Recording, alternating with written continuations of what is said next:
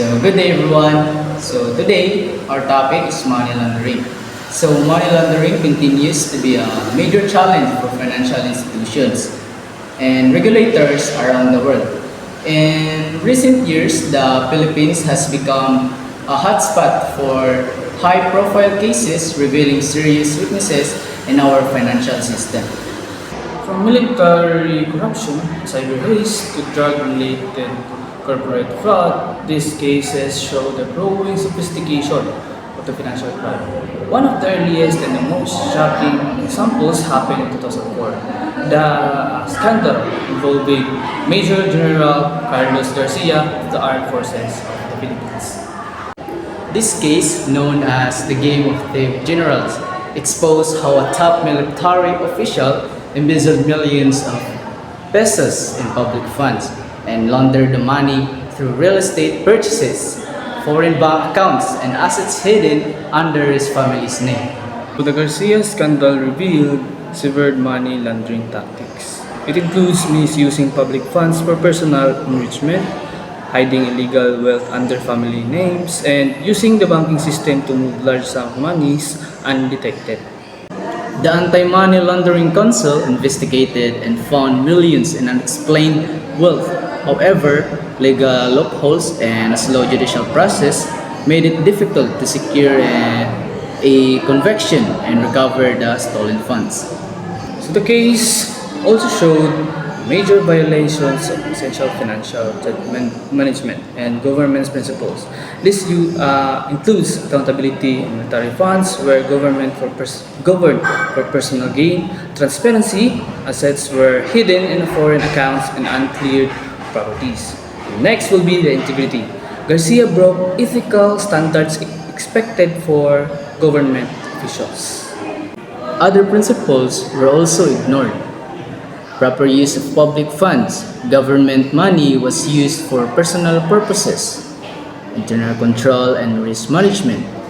Weak monitoring and auditing allowed corruption to continue for years. Compliance with laws. Anti-money laundering laws, anti-graft rules, and sound requirements were violated. Next is oversight and governance. Now, there was poor coordination among the AFP, COA, and AMLC. And lastly is financial reporting. No misreporting and underreporting hide a corruption for a long time.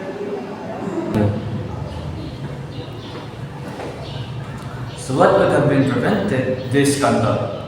First, strong internal controls. If the AFP had stricter systems of fund disbursement, it would have been much harder for Garcia to divert large amounts of money. This includes segregation of duties, dual authorization for large transactions, and complete documentation for all disbursements, practices that reduce opportunities for embezzlement. Second, regular and independent auditing. Frequent audits by the Commission on Audit could have easily detected unusual fund transfers and inflated allowance and supported expenses.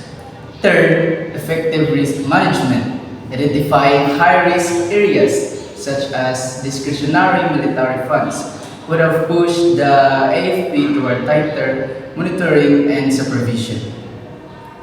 And finally, strong anti-money laundering measures and ethical governance and cultures. When an institution promotes transparency and integrity, corruption becomes much more harder to fight. As future financial managers, this case teaches us that unethical behavior often begins with small decisions. When people in power forget their responsibility to the public, trust can quickly disappear. This scandal also reminds us of the importance of integrity, accountability, and transparency. Financial professionals must not only be skilled, they must be morally responsible when we handle public resources, and it's our duty to ensure that our money are managed ethically. The case of Major General Carlos Garcia remains one of the biggest examples of corruption and money laundering in the Philippines. It exposed serious weaknesses in financial oversight, and ethical governance. But it also gives us valuable lessons. The need for strong internal controls, transparency, accountability, and ethical leaderships. As future financial practitioners, we must carry these lessons forward and promote integrity in all financial decisions. Because in finance, trust is the most valuable asset, and once it is lost, it is difficult to regain.